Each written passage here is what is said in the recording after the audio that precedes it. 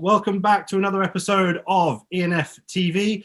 Today we're joined by the brilliant Sally Richards, who is the Managing Director of RaspberrySky Services.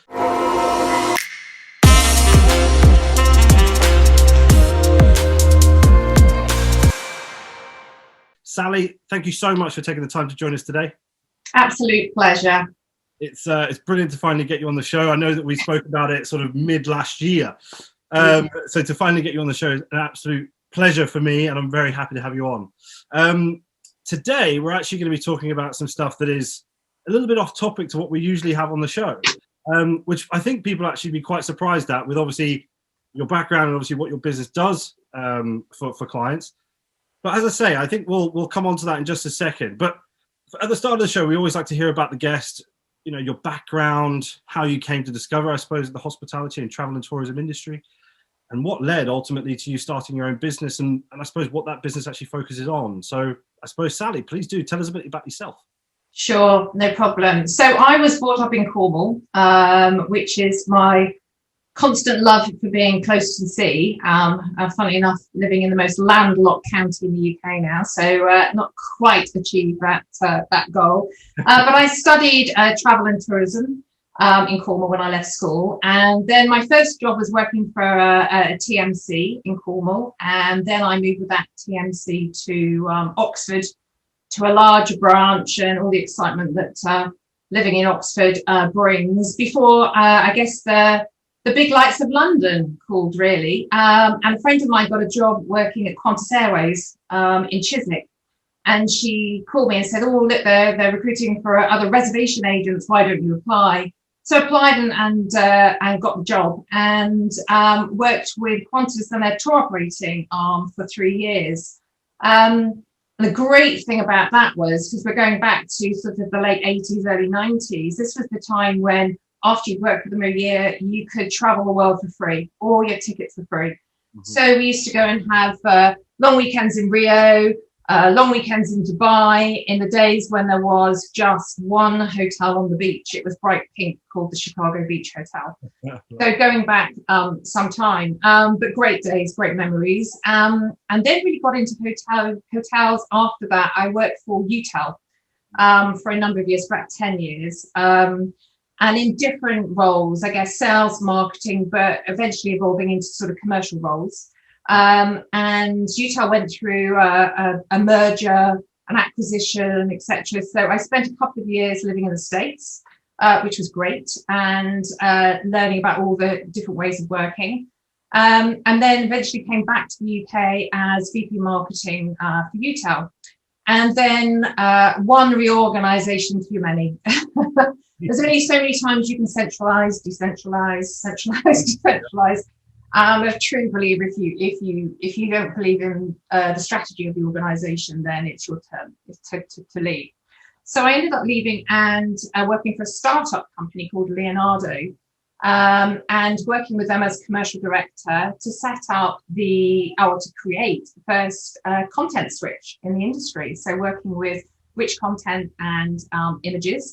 And that was a great team. And I look back on it fondly for all of the laughter and memories that we had, because we used to fly a bit by the seat of our pants. But we managed to develop a SaaS-based hosted solution, which was a first. And we sold that solution into some of the biggest players in the market today. So into Travelport, Amadeus, Pegasus, Apodo, etc.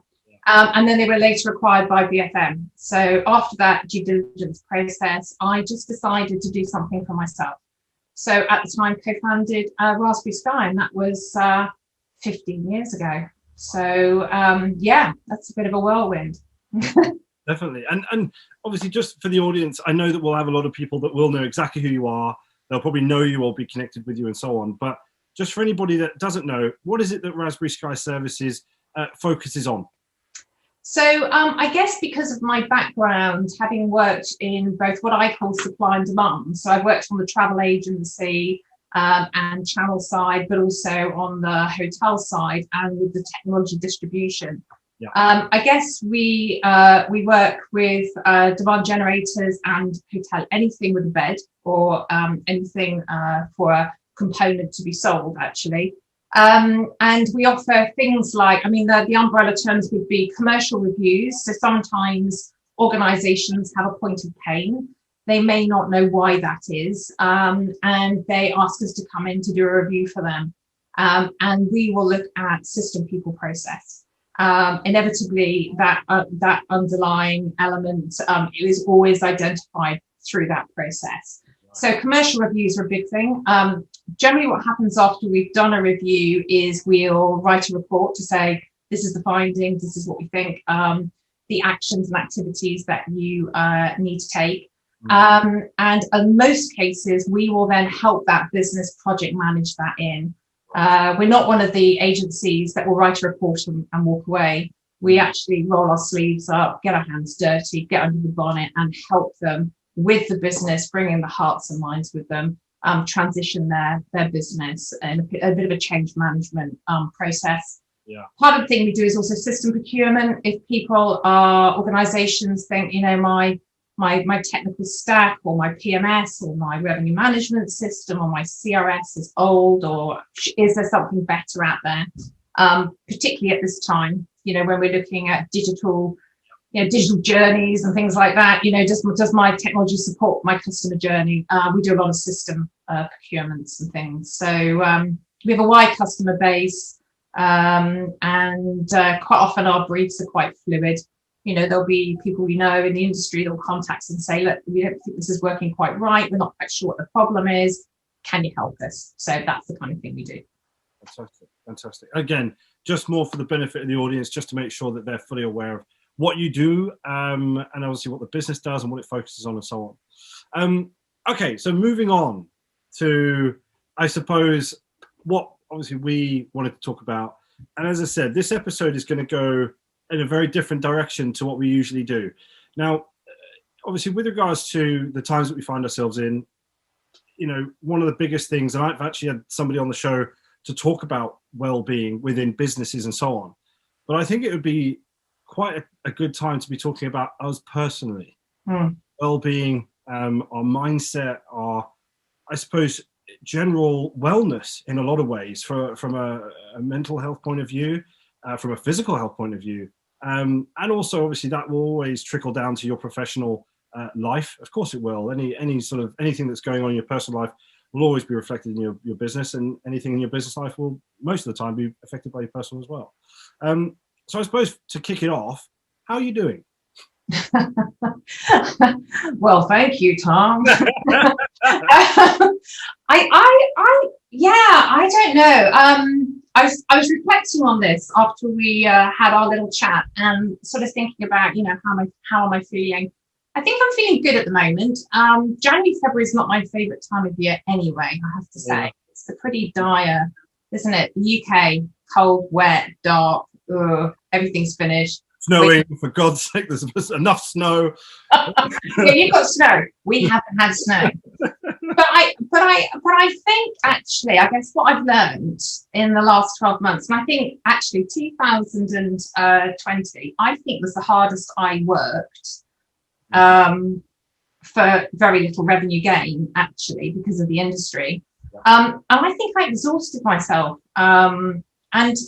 And took some time, I guess, to just think about, you know, what's important. And I think it's the simple things. I mean, isn't it? It's family, it's friends, it's community, it's, I don't know, it's the ability to share and to help and support others. I mean, you've done that, Tom, in terms of, you know, your webinars and your TV series, in terms of, you know, flipping that on its head and, you know, actually, you know, showcasing people who are looking for roles and things. So, I mean, you must think pretty much the same, huh?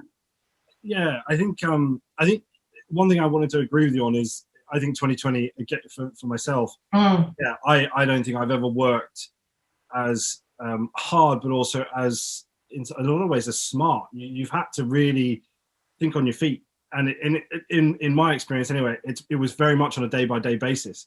I was like, okay, how do I challenge myself today? But how do I make something happen? I mean, let's be honest here.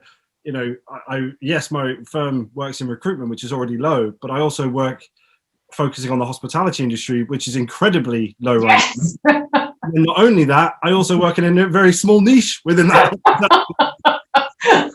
It's your funnel. Oh God. Yeah, so the sort of focus of the business has had to really shift. And as you say, with regards to working hard, yeah, and it's been for relatively a lot lower revenue than it would have been before, which has been quite an odd one for any recruitment consultant out there, to be honest, and any business owner. So yeah, that one, I definitely agree with you. Start of the year is always a difficult one. It's one of these things where everything was very slow at the start of the year. Well, I kind of wish it was a little bit slower this year. But anyway, it's generally things start moving very slowly and everyone's a bit sort of lethargic and coming out of the Christmas break. And it does seem like a bit of a down sort of period. It's really sort of the end of Q1, start of Q2, where everything starts to pick up. Yeah. You see energy and all the rest of it. And in terms of obviously, I suppose me, yeah, I mean, I'm all right. I think it's one of these things where I'm naturally a positive person anyway, so I sort of thrive off that. But at the same time, and thank you obviously for mentioning the candidate videos, because I think it's one of these things where those were something that, for me, it was a culture shift and a dynamic change.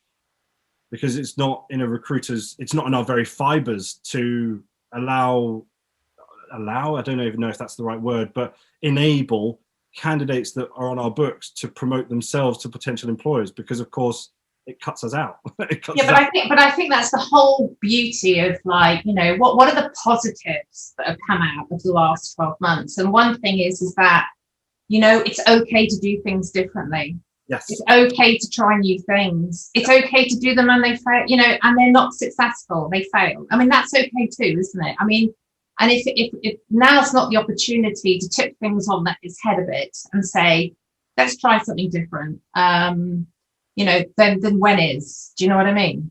I think it was one of those, I found 2020 to be one of those years where, as you say, you could literally just try anything. It doesn't matter anymore. No, exactly. You've got a year of experimentation, and if it doesn't work, it doesn't work. And as I said, it was very much on a day-by-day basis. Let's go with this.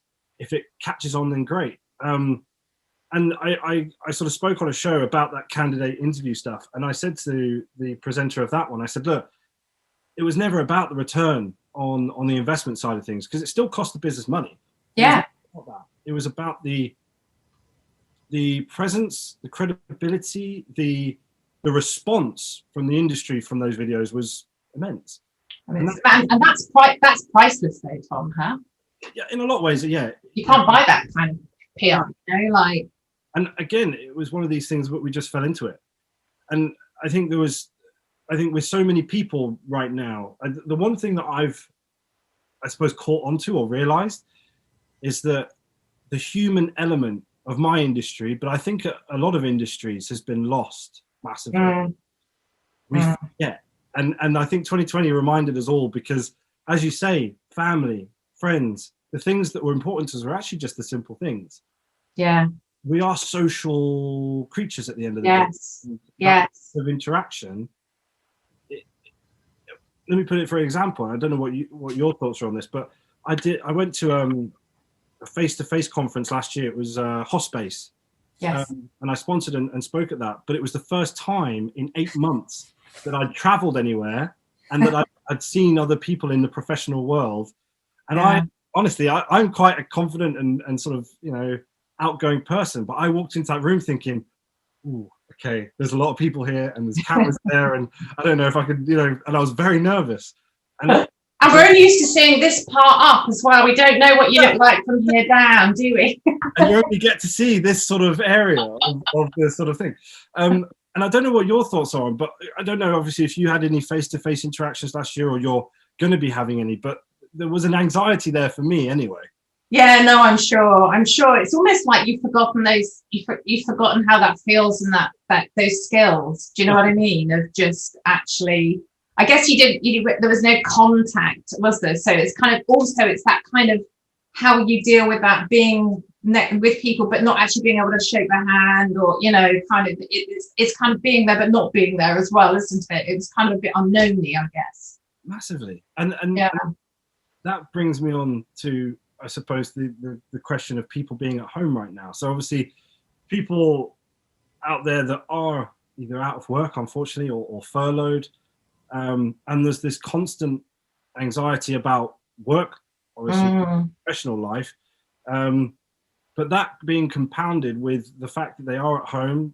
You can go out very little, especially during lockdown periods, and I think that well-being piece, that sort of keeping yourself engaged and so on, is such an important element, because we can't, life isn't the same, and it's, we're talking about the new normal and all the rest of it, but I don't even see that happening anytime soon, unfortunately, because of this. No, I don't even know. I don't even know what that looks like, to be perfectly honest, anymore. So I think it's a really good point. I think, and I'm by no means a specialist in any of this at all. I should precursor this, but I kind of bumble my way through what I think is good, bad, and ugly, and it changes quite frequently as well. But I think if you can get a sort of rhythm in your life, and I struggled with this for the last year, of taking things up, doing it for a few days or maybe a couple of weeks, and then going, it's not for me. And then, I think if you can find a rhythm to start your day, and I got better at that,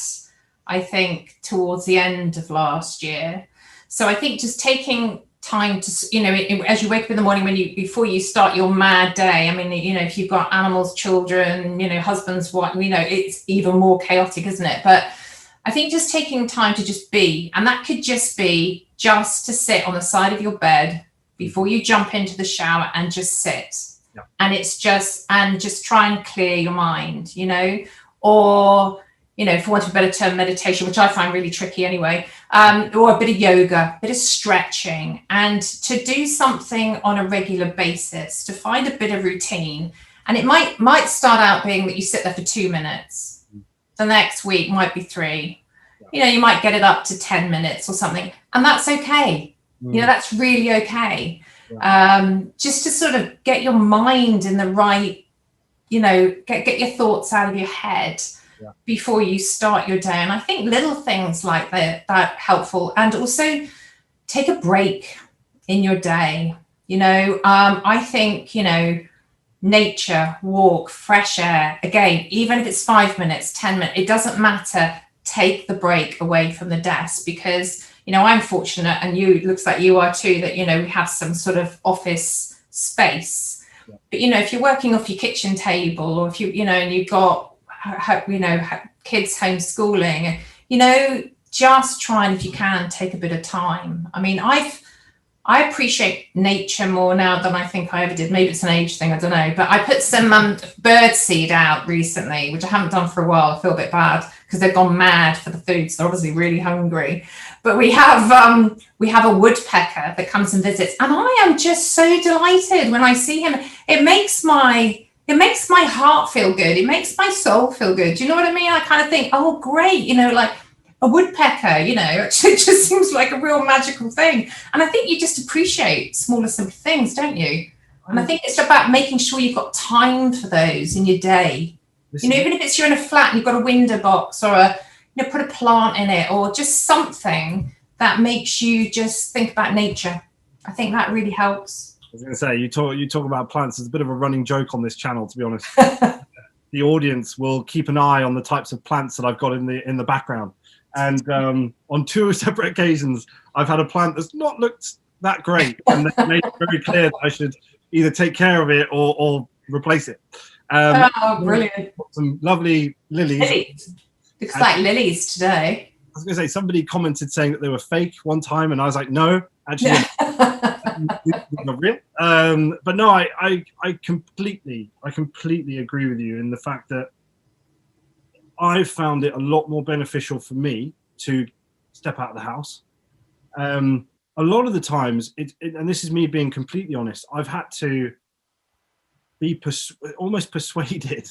I'll be in the midst of something, or I'll be in the middle of something, and then my girlfriend will say, look, let's get out of the house, let's take the dogs for a walk. And I'm like, yeah, I will. but I just need to finish this. The problem is, I find, is there's always something else. Yeah. And before I know it, because it gets dark so early now as well. Yes. I know it's dark, it's cold, it's raining, and then all of a sudden the day's gone. Yeah. And I think you're right. Trying to implement these sort of almost practices in the morning, first thing you get up, something that I've tried to do, and I don't know, you might agree with this one, but something I religiously did every single morning. As soon as I woke up, I grabbed my phone, I check emails and all the rest of it. You see, I don't think you should I don't take my phone upstairs. My phone never goes in the bedroom, ever. That's what I want to start doing. Because we're not saving lives, Tom. We really are not saving lives. And actually, I first pick that up by the time when I get downstairs. It's in the kitchen. I've had my, morning shower, whatever. I've come down, I put the kettle on, and then I pick my phone up. And do you know what? There's no Mayday. No. There's no life to save. It's true. And do you know what? I think tomorrow, and I mean this, tomorrow I'm going to try it for the first time. I'm going to leave my phone downstairs in the kitchen, and I'm going to come down. Like, the only time I'm going to look at it is by the time when I come down. Yeah. I try really hard to not do that, because I think I've always had this thing where, now I own my own business. I have to be on it all the time. I can't miss anything. But you're right. We're not saving lives. There's nothing that's so time urgent that it's not going to wait until 8:39 in the morning. It's just exactly. Exactly. And I do think and I don't want to dive too much into this, but like the main things I jump on are social media, platforms. So your Instagrams and mainly LinkedIn, and I'll immediately start scrolling. And I do feel myself sort of going into this almost zone where I just find hours, but you can wait an hour, 2 hours, just can't you? And you got to fall into this pit. And I think there's so much more positivity that can be taken out of the morning rather than the afternoon, because, as you say, get up and get out of the house, go for a morning walk with the dogs or the kids or whatever, or have that morning routine where you do have a bit of silence and a bit of quiet, whether it's meditation or other terminologies for it. But I think there's the whole social thing, and we know. I mean, we know the pros and cons, and we know why it's good and why it's bad, and when it works and when it doesn't. But I think it's habit, and that's the problem, isn't it? And it's trying to change that habit. Have you heard of a guy called Wim Hof? Yes, the Iceman. I've watched. I watched a episode of Russell Brand's. Oh yeah. And I watched the whole thing from start to finish. It was absolutely brilliant, and I love him, to be honest. He is, he's absolutely great and free. So something good for social media. So for free, you can download the Wim Hof breathing sessions that he does. Yeah. And he's such a Viking, isn't he? He's like, feel it and it's all okay. And it's this kind of like resounding deep, sort of like Scandi kind of voice. And there's a little group I have, and we once a week at about 9 o'clock at night, we all meet in our virtual area, group in whatever houses you're in on WhatsApp, and we do the Wim Hof, and we do Wim Hof breathing. We do the 4 different breathing things, and I love him, actually. And I don't do it every week, and sometimes I don't do it at that time. I do it later. I'll do it another day. But the deep breathing, the holding of the breath, and the cold showers, I love it. I think it's great. As a result of that, at the end of a hot shower, I'll always crank it cold. Put it down to cold. Bang, and it's just like this sudden burst, and I'm like, I haven't been able to have just a whole cold shower, but yeah, that last sort of 20-second absolute freezing. Yeah, and it does do that. I mean, when I do the same. I try to do like a warm shower, and then I go down to 0, and I can last about a minute now. But I don't put my head right under. I've done that a few times. It's so painful. It's like, it's that, doesn't it? It's right around of your head. Yes. But actually, when I do it and I get out the shower, I do feel more exhilarated. I do feel more awake. I feel more right. I'm ready for my day, and you know. You're doing what he does, where he basically jumps into a freezing cold lake, like completely naked or whatever. So, you know. I know. But there's so many people now. Do you see it? I mean, doing swims, lake swims, swimming in the sea in the winter. I don't know. It's just I'm getting older. My friends are getting older, but they seem to want to do that a lot. I quite fancy that. I quite fancy doing that. Do it. Let me know how you get on, because somebody else has actually been talking to me about trying it out, and I'm like, no. My first response was no. But you know, I can imagine you doing that. I think that would be super cool. Up in Derby, there must be some big lake things, aren't there? Oh my god, yeah. I mean, we've got some beautiful places around here, but I'm just kind of like, that sounds like hell to me. But I'm one of these people that I will give it a go, but again, I'll have to be dragged. I'll have to be persuaded and dragged and all the rest of it. And a lot of the time, I'm sort of enjoying it while I'm in it. But then if I try and come back to doing it again, I'm like, no. Yeah, no, you remember it. It's like a bad. It's like going to the dentist. Like, no, I don't want to do that again. No, this is it. And I suppose that almost, I suppose in a way, it does bring me on to my sort of next question, which is related to well-being, because I know how it's made me feel, and I know obviously how it's made you feel when you've done it as well. And it's this element of self-gratification from giving back. Yeah. Now, a lot of people during the pandemic that have been talking to me anyway on my episodes and things, if they have been on furlough and things, they've been volunteering. They've been doing things for food banks and all this sort of stuff. And it's been brilliant to hear. But one of the things that you and I have got actually in common is actually going back to universities and guest lecturing. And there's something that obviously we find quite fulfilling in that. And obviously we spoke about going back to our schools, going back to our secondary schools and having an opportunity to talk to the young people that were in sort of our positions way back when. And I suppose my sort of question to you is, how, first off, did you come up or go about lecturing in university or guest lecturing in universities? And how did that make you feel initially? Well, I first had the opportunity actually with, I'm going to get this right, Snapshot, with Janelle and a guy whose name escapes me and he'll kill me for that. Anyway, at EHL in Lucerne, and they asked me if I would go and lecture on their distribution revenue module. Yes. And it was an all day lecture.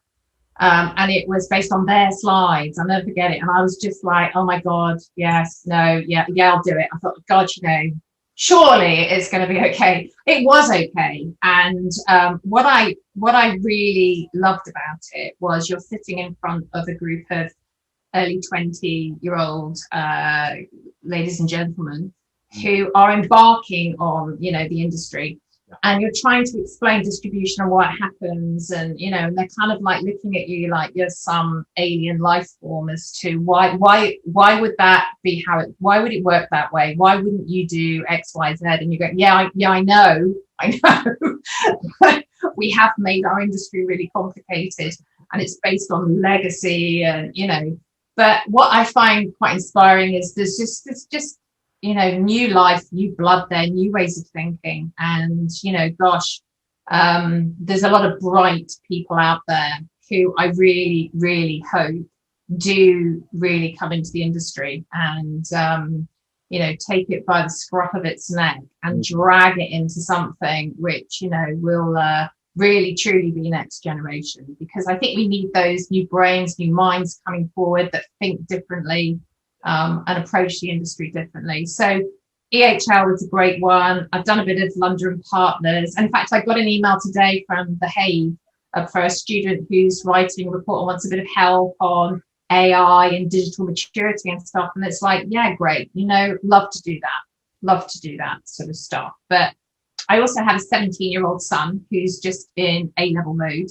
Right. And so many of his friends are so super stressed by exams, and I kind of want to say, I know it's important, but equally it's not life and death. Yeah. Do you know what I mean? It's not trying to get them to get the head around. It's about their personality. It's about them as an individual. It's about, there's more to it than an exam grade on a piece of paper. And that's when we spoke about, wouldn't it be great to go back to school, and give them our wisdom. Tell them that, it's not life and death, there's more to life. There's more facets to life and business. This is it. And it was something that first off, that's very similar to myself. Is I fell into guest lecturing at Glion through a good friend of mine, Michael Hayward, I know you know as well. Oh yes, yeah. And Michael basically approached me 3 or 4 years ago, and he sort of said, look, I think it'd be really good for somebody who's connected in the industry, but not just from an employment point of view, as in sort of an employer, but somebody who sort of is involved in lots of different places and understands how it all works. So I was like, oh, okay, I really don't know about it.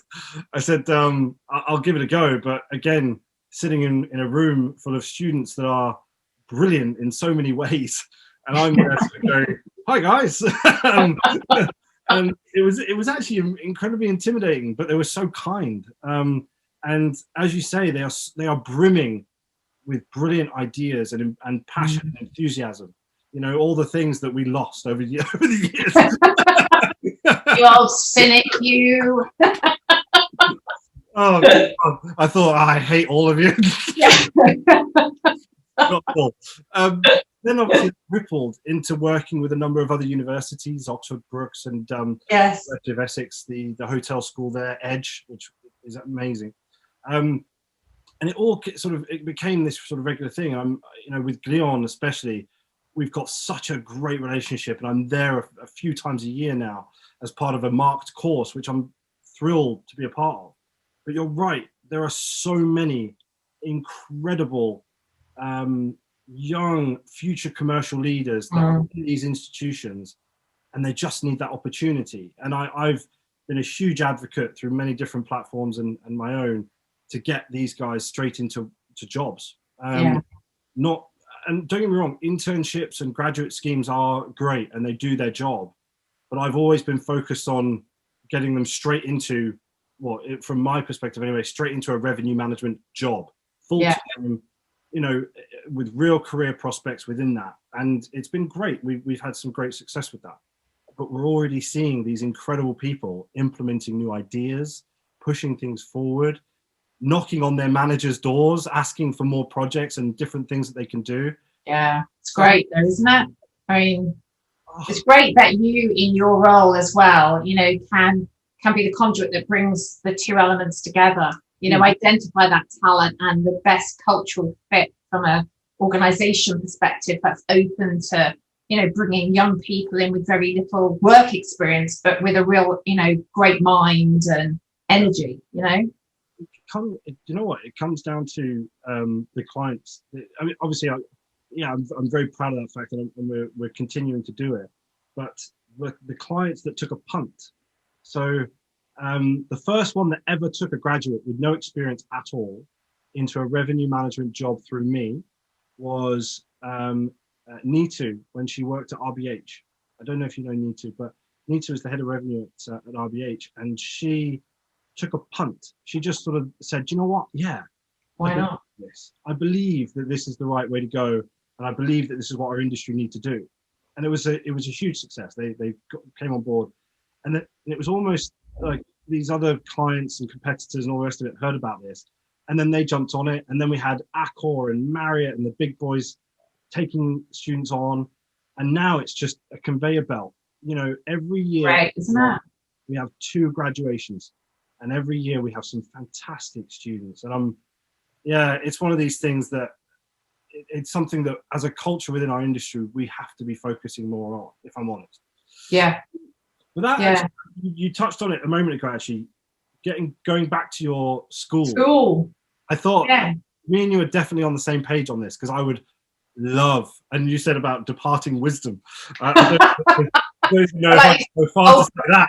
Old crony coming in to say how it used to be in my day. I don't know. You don't know how lucky you are. In my day, they used to make us cross that bridge in the rain. Yeah, I don't know. I mean, it would be so cool, wouldn't it, for schools to do more of that? I mean, I have been to went to school, I think it was last year, it must be the year before, to chat to an A-level group. They'd had a question that was travel hospitality, and they contacted me and said, oh, you know, would you come in for a chat? And I was like, oh god, this is like going into a classroom full of my sons, and like, this is just not going to be great. But it was really rewarding, actually. And I think if there was more of that going on, like, you know, you don't have to, it doesn't have to be your school, but it would kind of would have been nice to go back to your school. I mean, mine's in Cornwall, but I mean, it would be nice to go in and go, I've been here, I've been there. This, you know, I get this. And also, I think if you go back to your own school, you kind of understand that town, yeah. that what it's like to grow up there. You know, where I grew up, it was very you know, gosh, we still had, you know, mining back then, and you know, tourism wasn't, it was on the cusp, really. You know, well, you know, I used to work in a sweet shop on a Saturday, Sunday, and serving ice creams, and we all had jobs in the pub when we were a bit older and stuff like that. But out came the Cornish twang then, don't know if you noticed that. But but I think if you went back to your own one, you'd understand what that little market, that little sort of microcosm of society is like. You know, I think it would be cool, wouldn't it? No, this is it. And what would you tell them though, Tom? What would you say? What would your wisdom be? What would I say? Do you know what? I'd say, no matter how, this is obviously coming from very personal, and I don't want to go too deep into it, but just no matter how difficult things seem, it will never be as bad as you think it will be. Mm. And, you know, life will be what you make of it. I think that's just from my personal experience and obviously my experience. But I suppose that's the route I'd probably go down, is you're all amazing and you'll realize why you're amazing and sort of find your feet. But yeah, no matter how dark things seem, they'll never be as bad as you think they will be. And I think life it always will throw you a curveball, you know, and it's kind of how you deal with that. And, you know, however, as you say, however bad you think it is at the time, you know, there is light. It will, you know, you do come out of that. And hold on, I'm not getting out of this. What would you tell them? I would say, don't lose your spirit, don't lose your personality. Be who you are, be true to yourself, you know, because however off the wall or naughty or devious or, you know, like, there's a place for everyone, I think. You know, there's something for everyone. And I remember years and years ago working for a lady called Trish Warwick, and when I went to UTAL, and I was a bit sort of, I know you find this hard to believe, Tom, I was a bit gobby. I was a bit, but everything was really important and passionate about everything. And I remember having a bollocking one time, and by her boss, and then she called me in for a meeting, and I thought, oh, this is curtains. This, you know, I've overstepped the mark. And she called me in and we had a chat, and then she said, Sally, don't ever lose your spirit. Don't change your personality. You are who you are, and you know, you'll find your place. And so I now have to have my own company. But unemployable. No, but you know, you will find your thing. You know, you will find your thing.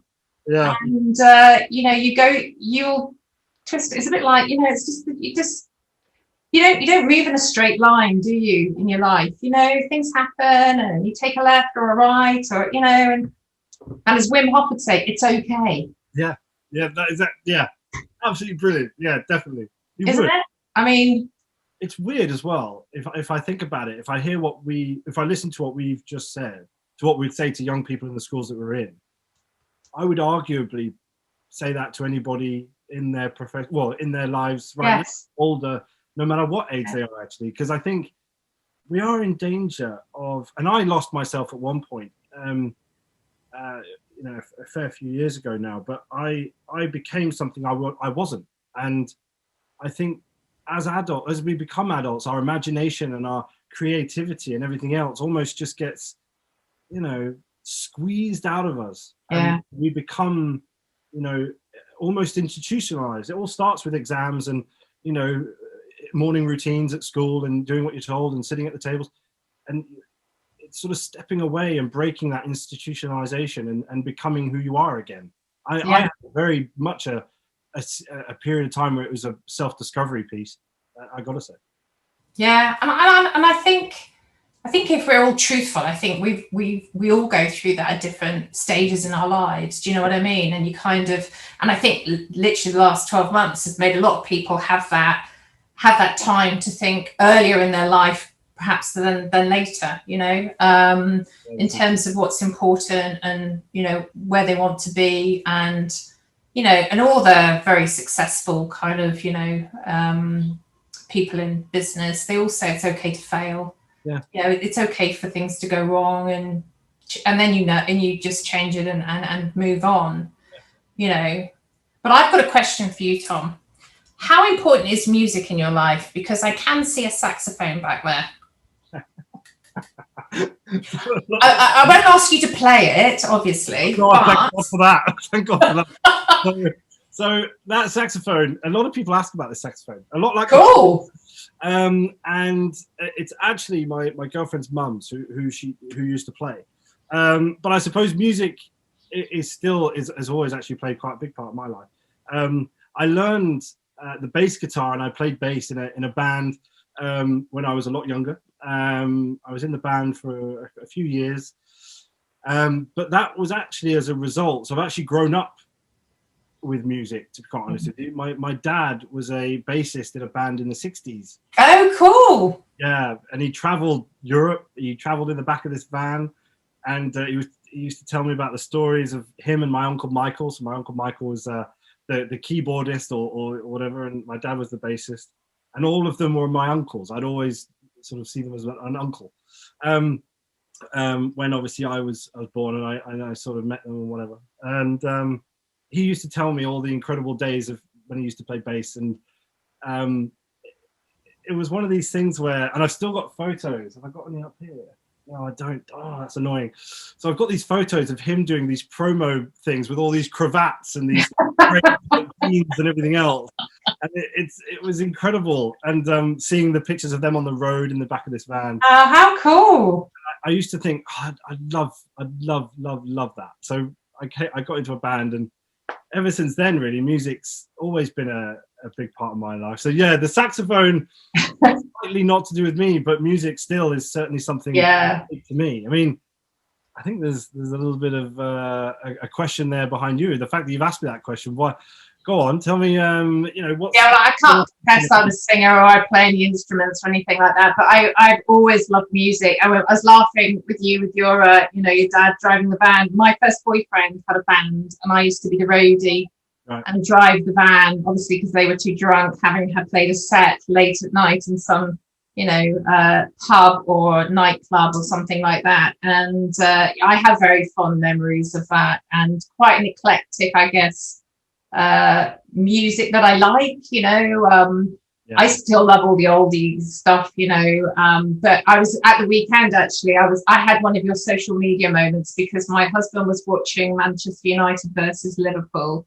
Okay. So I was upstairs and I took the iPad up and I was looking at music videos, and Paul Weller, I mean, what a man, what a dude, listening to some of that stuff, and I think the great thing with music, it just takes you back to a point in time in your life when, I remember you too. I remember being sort of 18 and Under a Blood Red Sky came out and playing it so loud on a Friday night, driving up to a nightclub or something like that, and just great memories. I think that's the thing, isn't it? So yeah, I love live music. Absolutely adore live music. I think that's one of the beautiful things actually about music is so a lot of people, so again, like you, I have a very eclectic taste in music. The band I was in was very, very heavy metal. Oh, cool. Yeah, so that was very heavy, but I'm a Foo Fighter fan. Oh, there you go. Foo Fighters, love them, absolutely brilliant. So we've got that, but I've been to concerts. So I had the absolute pleasure of seeing Earth, Wind and Fire live. Oh, amazing. That to me was incredible. And then this is a really sort of more oldie one, but Christopher Cross. Oh my God, now you're going back. That's before my time. So My dad, when he used to drive up and down the UK, we'd always listen to Christopher Cross, and there's something in it that just gives you, for me anyway, just gives you goosebumps. I remember the long car rides and stuff like that.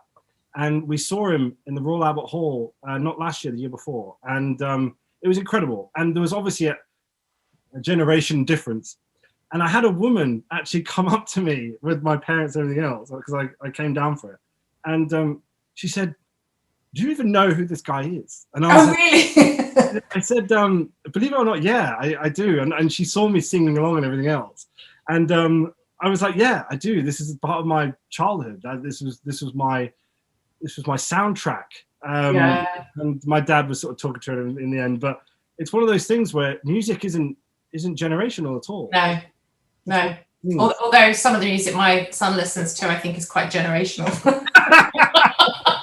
I've not quite got into the rap stuff, I have to say, but equally, so a funny story is that I've always been a Kate Bush fan. You know, my first album I ever bought was Lionheart. I'm a real Kate Bush fan. And I'd always said, if ever she tours, you know, I'm there. And God, several years ago, she did her tour. Right. And everyone I'd ever spoken to was like, "Oh, she's dreadful. Oh, I don't like her." You know, I'd never met a Kate Bush fan. So when her tickets went on sale, I thought, this is going to be dead easy, because I'm going to be the only one in the world that wants to get a ticket. And I couldn't get tickets. And I was absolutely devastated. So I ended up having to buy one on the black market and going there. And it was all sort of like, you had to show your passport, had to match it. I was like, "Oh, this is a nightmare." Anyway, I got in, and it was like, I almost like cried the whole way through it, because I just could not believe that I was, you know, one of the such fortunate ones that got to see her in Hammersmith on her tour. I mean, it was amazing. The Apollo, by any chance? Yes. The Apollo. I love the venue at the Apollo is incredible. Yeah. But so the other thing I think is really important, right, as well as music, is laughter. So what makes you laugh?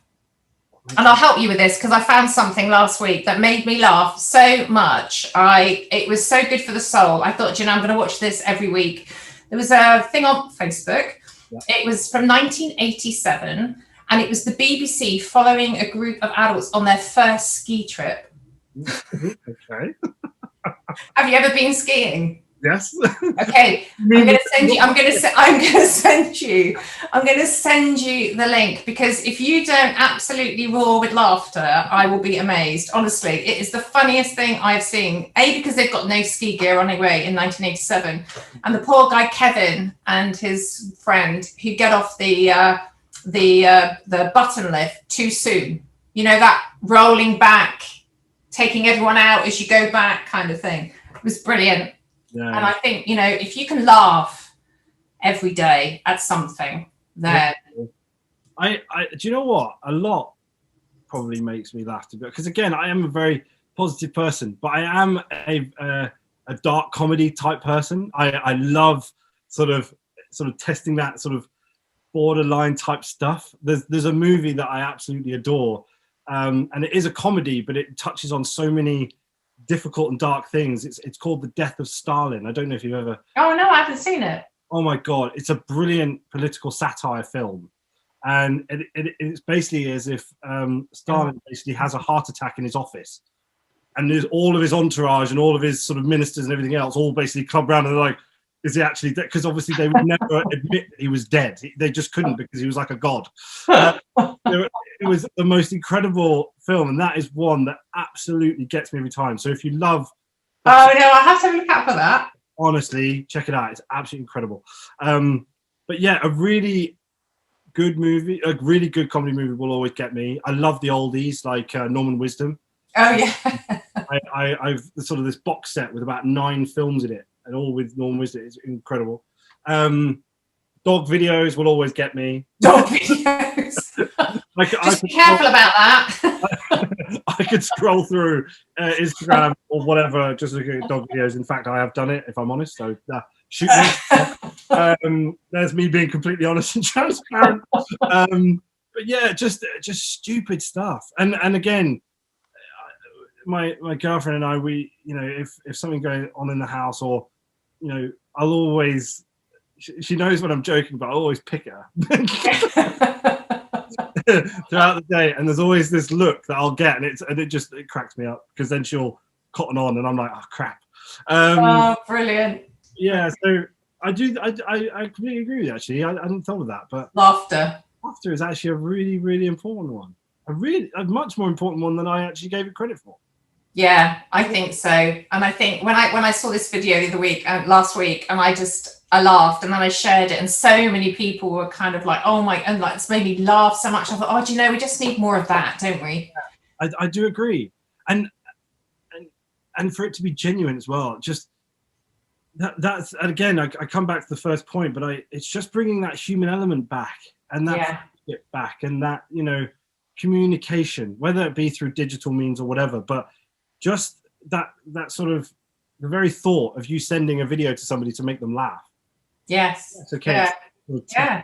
But it's the thought process behind it. I know that this is going to make somebody laugh, so I'm going to send it to them. That's a beautiful thing in itself. I'm going to send you the link to the skiing video. So I'll send you a link to where you can watch Death of Stalin. Yes, that's a deal. That's a deal. Absolute deal. I suppose let's end. Unfortunately, let's end the video, but let's end it on a really good note, I suppose. Let me have a think. No, I don't even want to go down the advice route. What would you say to people right now that are out there that are feeling, you know, a bit tired with everything, and a bit sort of overwhelmed by stuff? What would you say to them at the moment to give them a bit of a positivity kick for the week ahead?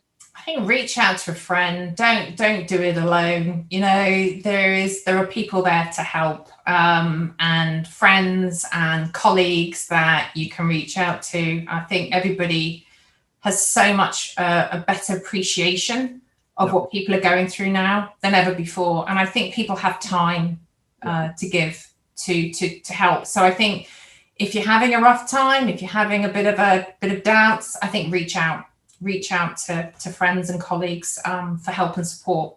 For definitely don't suffer alone. No, talk to somebody. I definitely agree with that one. How about you? What advice would you give? It's a good one. I think, you know, so many times it's always about stay positive, keep your chin up, and all the rest of it. So easy to say the words, isn't it? But not actually feel it. I think that's the thing. And I do like your reach out one. I think my one would probably be something along the lines of the simple things, you know, reconnect with the things that you really love. And it doesn't always have to just be sitting on the couch watching a movie, unless that's obviously something that you're passionate about. But, you know, cook, you know, create something at home. Maybe even, you know, something that we started doing was baking, not because, oh, we want to bake, but because it was something that we could do together. Yes. Yes. Even if it's not connecting with other people, I have a very bad habit of keeping things to myself, and it's something I'm trying to work on personally.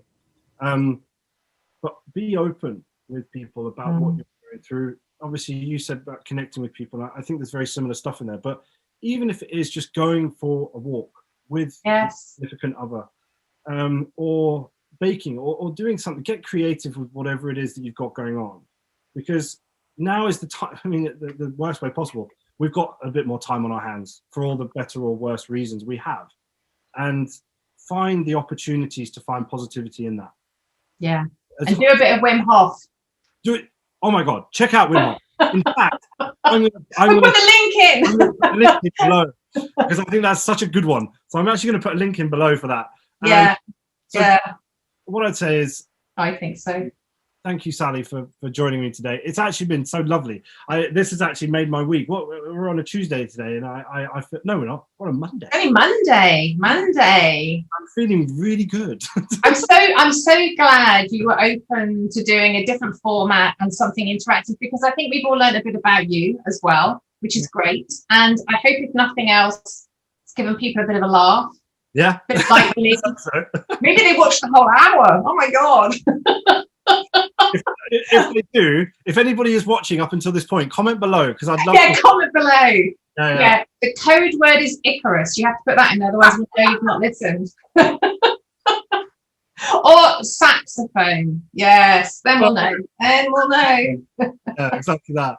Oh, pleasure. It's been an absolute pleasure, Tom. Thank you so much. Thank you so much for doing this. I really do appreciate it. And guys, if you are sticking with us up until this point, thank you so much for sticking with us. We hope that obviously you enjoyed the episode. Make sure you check out the link below for Wim Hof. I'll also be tagging Sally below as well, so you can check out her profile. But again, one thing I would mention as well, you've actually done your own online show. So something to obviously maybe for us to tag, I don't know. Would you like us to do that? No, don't worry. It's in the profile. It's the Straight Talking series on the website, blah, blah, blah, blah, blah. Well, the Straight Talking series is on Sally's LinkedIn. And thank you so much for tuning into this week's episode, guys. Don't forget to see who's on next week's episode now.